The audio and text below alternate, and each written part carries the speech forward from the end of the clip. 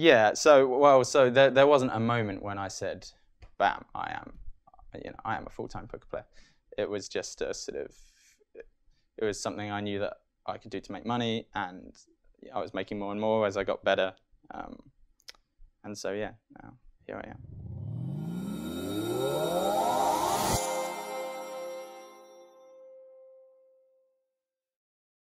I started playing poker about 5 years ago, 5.5 years ago, in my first year at university. I was terrible, obviously. I would just play with my friends, and I thought it was an interesting game. And at about the same time, I saw poker on TV. It'd be on late at night, and you'd see, you see the hands and you see the percentages of the hands, and I would see someone who has 70% equity fold a hand. Someone bets and he folds and he's got 70%. I was like, what's going on here? This is very silly. Cottoned on that there's a sort of skill element to the game, and so yeah, I started playing with my friends. Enjoyed it a lot. Made a deposit online. I was a terrible player, but I managed to run quite good. Won a couple of small tournaments. So obviously now I think that I'm brilliant at poker. And then in my second year, I go to a casino for the first time. And the stakes were obviously very intimidating to someone who's only ever played, around the table with his friends or played online for pennies. So, it was a 1-1 game. Lots of people sat there with £100, which to a student is a lot of money. But people were playing, even I could tell people were playing very badly. And so I played and I managed to run good again. And so then for a while I was maybe playing a few nights a week, making more money than I thought was possible at this silly card game. And I'm kind of, all through this period, I'm sort of eating up all the information I can find about the game, reading about strategy, talking about it with my friends. And I begin slowly to become less terrible and a little bit better. Well, this is something that most poker players don't acknowledge. Most poker players think that they're sort of innately brilliant, but the thing is, most people, if they sit down and lose for the first few times, they're not going to play again. So there's a sort of bias. Nearly all poker players got very lucky to begin with, even the good ones, because why would you keep playing this game where you're just constantly losing money, and everyone's terrible to begin with. I'm still around the table with my friends, which was probably where I was doing the most learning. I graduated. 2 of my friends had jobs in London and were getting a house. And so I thought, I'll move to London, find a job with them. It's all good. I find job hunting more difficult than I expected. Naive student, thought I could just wander in, find a job that I would love. And slowly and so I was playing poker to support myself, and slowly it just sort of became sort of what I do. So yeah, Manchester, the poker scene is smaller than London, but it's still pretty good. So I would play 1-1 at the Circus Casino in central Manchester. There was also a couple of Grosvenor casinos. Kind of the home of Manchester poker is Grosvenor on Bury New Road. But I wouldn't really go there because it was like the other side of town, and lazy student.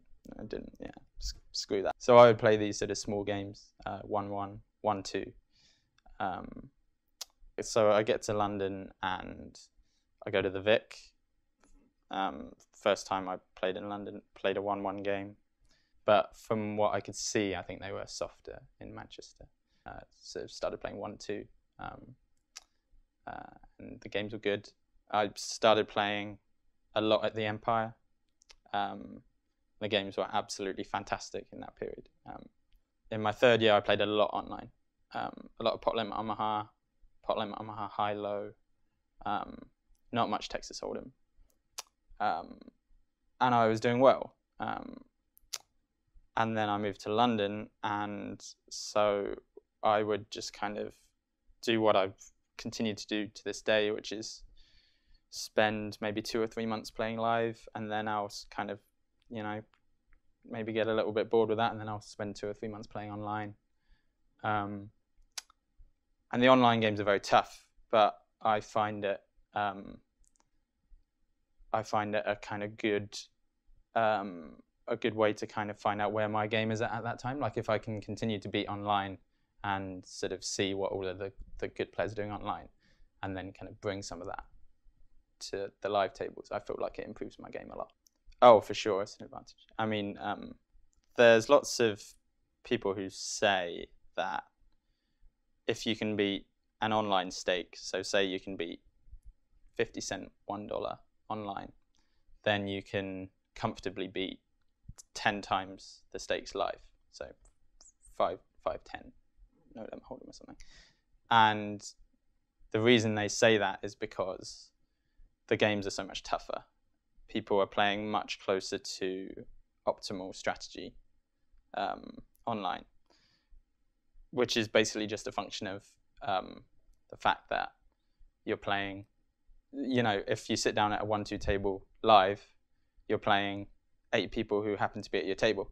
If you're playing at a 1-2 table online, then you're playing with 8 committed, poker players who have probably played tens or hundreds of thousands of hands, if not millions. That isn't strictly true, that if you can beat 50 cent $1, then you can automatically beat £5, £10. There are different skills live.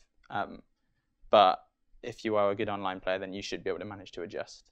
And these different skills are more sort of soft skills. So if you define hard skills as kind of your sort of technical poker game, so, when to bet, when to fold, when to bluff. Soft skills are more things like being able to handle playing big pots. So, if you just play 50 cent $1 online, then you're not used to losing a £5,000 pot at 5-10. And some people can't handle that. Sometimes live poker can be very boring. You're sometimes playing 20 hands an hour. You have to fold a lot. But there's no reason why someone can't adjust to that. But lots of online poker players will assume that they can just come in and just sort of crush the game, and they kind of are brought down to earth a little bit. But as long as they're kind of smart about it, they can usually win. Hourly rate is going to be higher live, so it makes more financial sense for me to play live, because the games are much softer. I mean, there are lots of good players who play live, but online, for me, it's important to play online because online poker moves very, very fast. A guy who was beating a certain stake a year ago, if he goes away and then comes back a year later, there's absolutely no guarantee that he can still beat that, because the game moves on so much quicker. The same thing happens live, but just at a much slower rate, because everyone's playing so many fewer hands and they're learning much less quickly. But online, everything is accelerated. So you need to sort of be able to be in tune with the games and how people are playing. He doesn't have to be a worse player. Someone who just plays live poker doesn't have to be worse than someone who also plays online. But in practice, almost always, that's the case. No, I'm not gonna. I don't want to do it forever. I play poker at the moment because it offers me a better hourly wage than anything else I could do, which is all well and good. It's also quite a short-termist way of thinking, which is something is a kind of dilemma for me. So right now it offers me a very good hourly wage, and my friends who all are kind of on the bottom rung of the ladder with really good companies, although they're not getting as much per hour as me now, in the future, they're guaranteed, you know, as long as they don't mess up, they're guaranteed to, you know, rise. Whereas there's no guarantee with me. So this is a dilemma I have. You know, there will probably come a point where I'm going to have to trade a lower hourly wage for, you know, a more firm future. But the problem is, and the real kind of heart of the dilemma, is that poker is brilliant whilst you enjoy playing poker. But what if in 5 years suddenly it's just a grind, it's just a job, it's just something, it's just like, you know, I'm hating every minute that I'm sat in my seat. And in 5 years' time, that will be 7 years out of uni, and my CV will be pretty bare. So yeah, that's definitely a problem, and that's a problem that pretty much all young poker players have. At university, I did history and politics. I did lots of philosophy modules as well. I find all of that fascinating, and I still read a lot.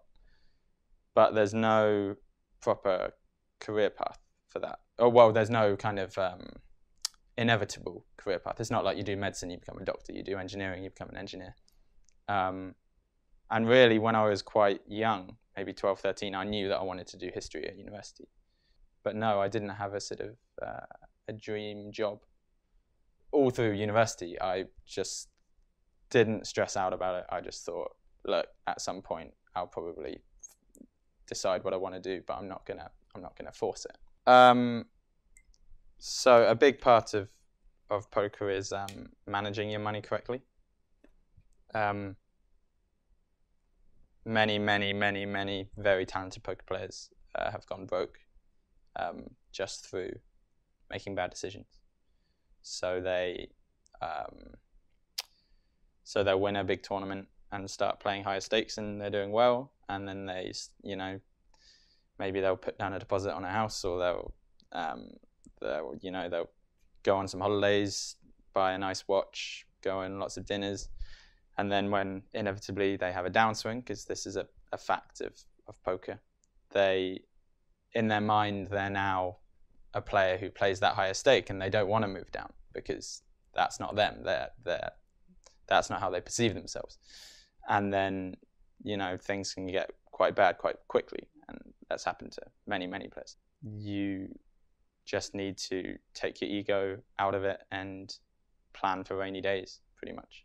And the thing that people struggle with is poker is something that is totally down to you. You're not accountable to anyone else. No one's looking over your shoulder and saying, why are you doing that? And so that's how people make mistakes. Experience has helped me. Because at this point I've been playing for, you know, quite a long time. And it's not that you get totally used to swings, you know, winning a lot, losing a lot. No one can just totally just sort of shrug that off. But the more you experience it, the easier it gets. Freedom and independence are probably the two things. It's probably which makes the vast majority of poker players play poker. If you think about sort of, you know, the guy in the office who thinks his boss is an idiot and doesn't know why he comes into work, that guy is the guy who goes off and becomes a professional poker player, because he doesn't want to be accountable to other people, and he wants to have his own time. And I know some really smart people who could go far in many jobs, but they don't, because they just don't want to. They just want to, you know, they just kind of want to do what they want.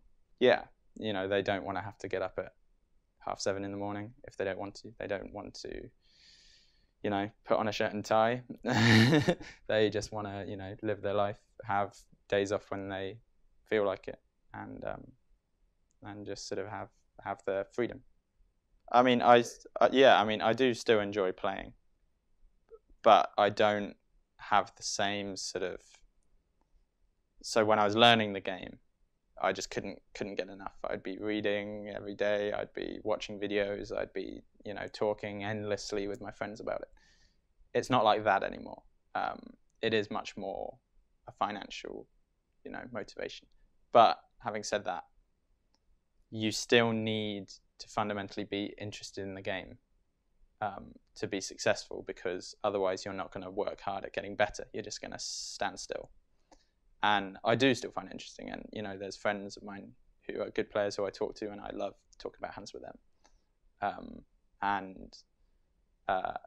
That's one of the really, really important things about being a sort of relatively serious poker player, because otherwise you're going to get complacent and you're going to stand still and other people will catch up.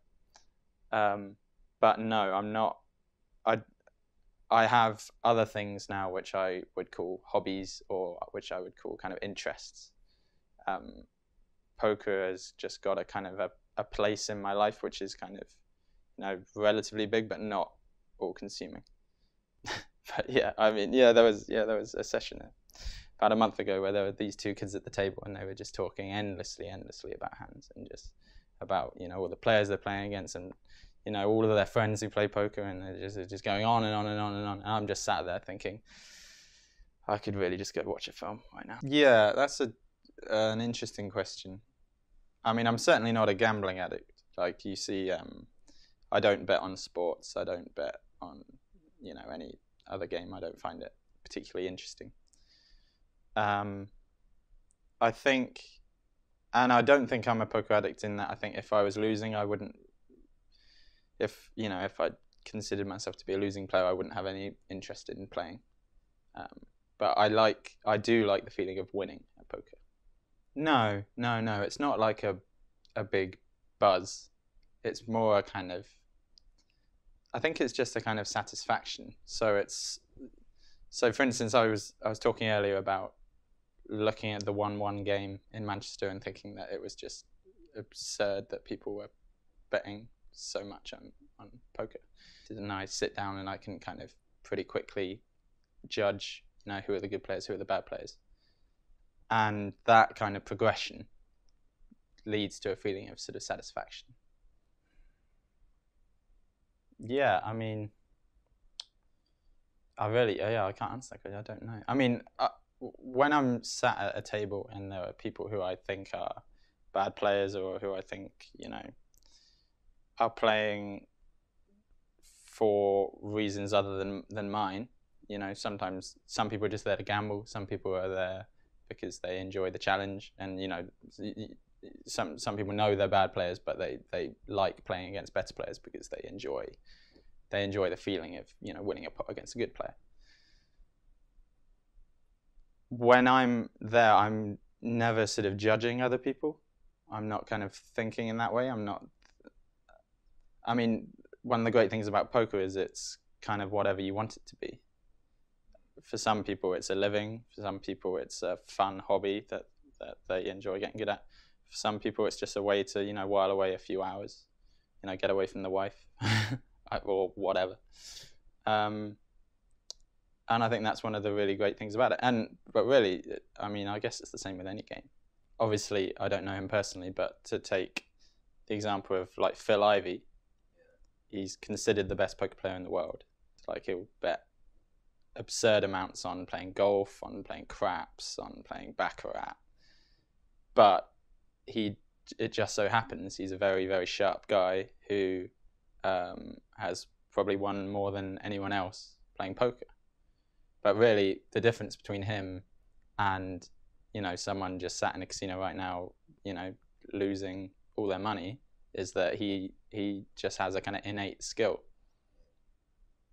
I mean, I think there's something quite innate in lots of people, kind of deep-seated in lots of people, that they get obsessive about their hobbies, or they get obsessive about the way they, their interests. And there are lots of people who play poker who probably it has, hurt their life in some way. They divorced their wife, or they, lost contact with friends or whatever. And that's something that I'm always really, really trying to avoid. And sometimes, when I've played long sessions back to back, you kind of lose a little bit of perspective.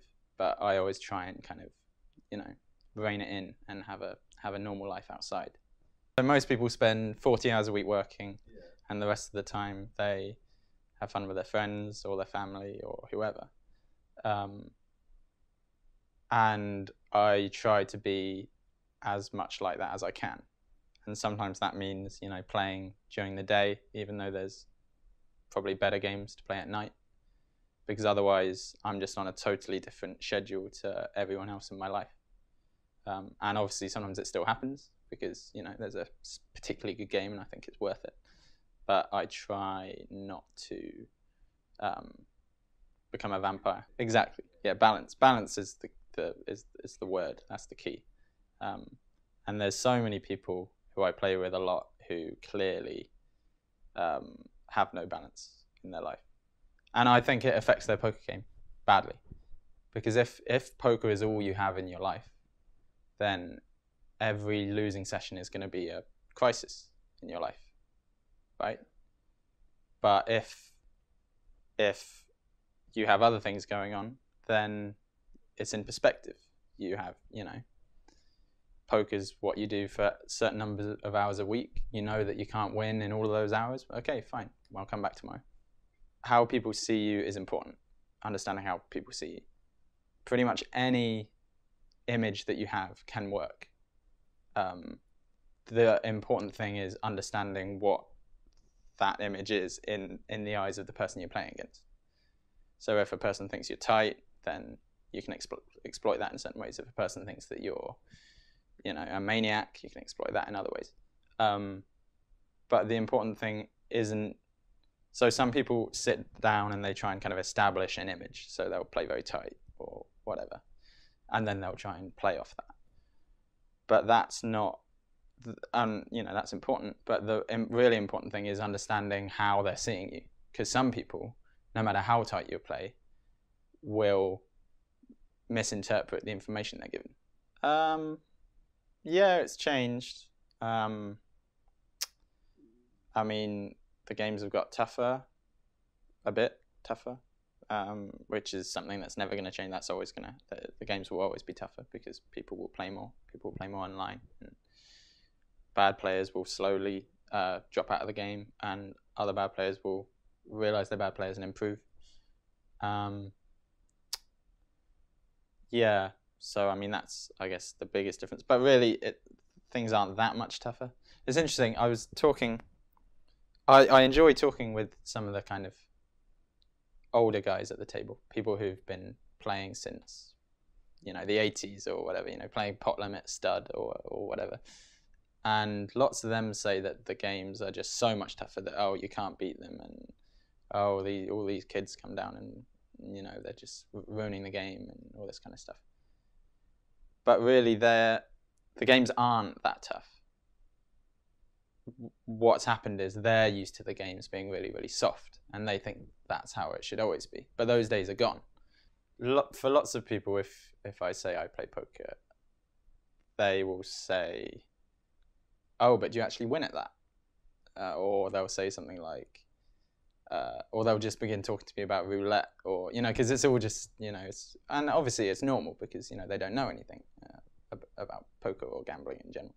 Sometimes I'll just say I play poker, and then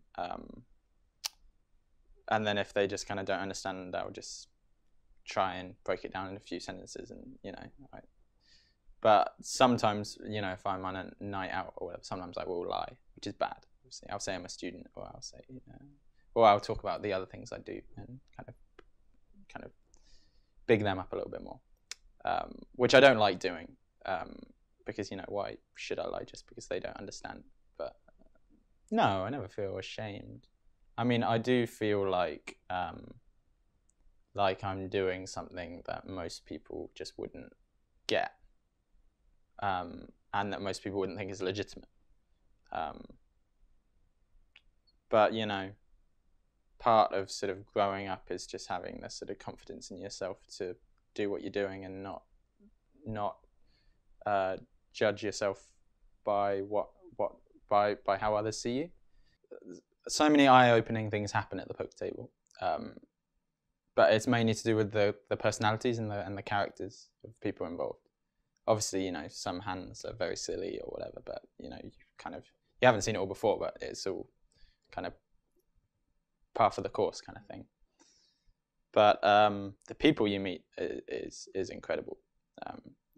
I've just so many people who if you saw a film and they had some character in, and it was, you know, just a completely over the top, overblown character with this crazy life, you'd see the film and you'd say, there's absolutely no way that person is real, except the fact that I have met dozens of people who, if I saw in a film, I would not believe it.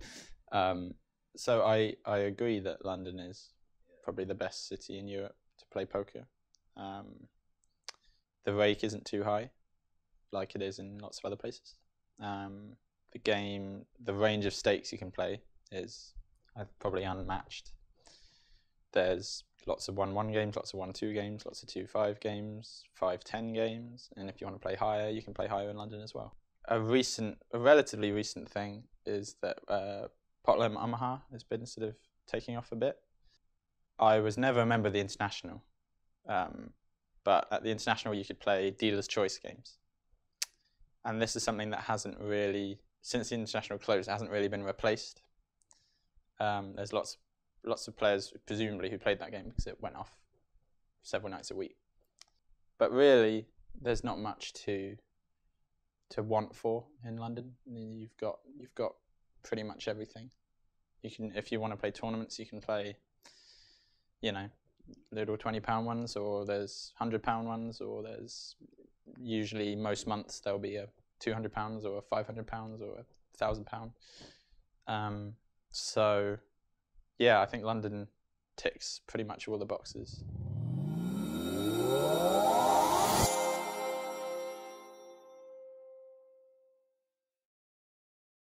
So I was in a game with a guy who was poker famous for a while. I won't say who he is. And he had kind of gone off the radar a bit, and I'd only seen him play on TV. And then I'm sat in the Empire, and there he is. I was like, oh, okay. And then I'm playing 2-5, and then the guy, he's playing 1-2, and then he gets a seat change, and he comes to 2-5. And he's getting a massage, and he's got some chips in front of him. He's, you know, like you might expect from a kind of poker celebrity, he's got a big personality, he's chatting it up and all this kind of stuff. And he's talking about, you know, when he was on top, like riding high back in the day. And I think he's kind of trying to impress everyone at the table kind of thing, and everyone's listening because obviously you have no choice because you just sat there. And I was really enjoying myself because I just had a kind of front row seat to this kind of guy who I'd only seen play on TV. And yeah, and he's getting a massage, and he talks about how back in the day, so he just finished playing a big game, and him and one of the other guys from the game jump in his Range Rover or whatever, and they drove out to the countryside, and they stole a sheep, and then they drove it back to his house, and they tortured it to death in his basement. This is what he said. And I mean, the massage girl looked so horrified that it was just like, and everybody was just kind of doesn't know what to say, and he's breezed on to the next anecdote, and it was just like, I have no idea if it was a joke or if it was serious. But that's the thing, if it was serious, then that's one of the worst things you've ever heard, right? And if it's a joke, then it's still one of the worst things you've ever heard. Like, how would you try and impress people with that joke?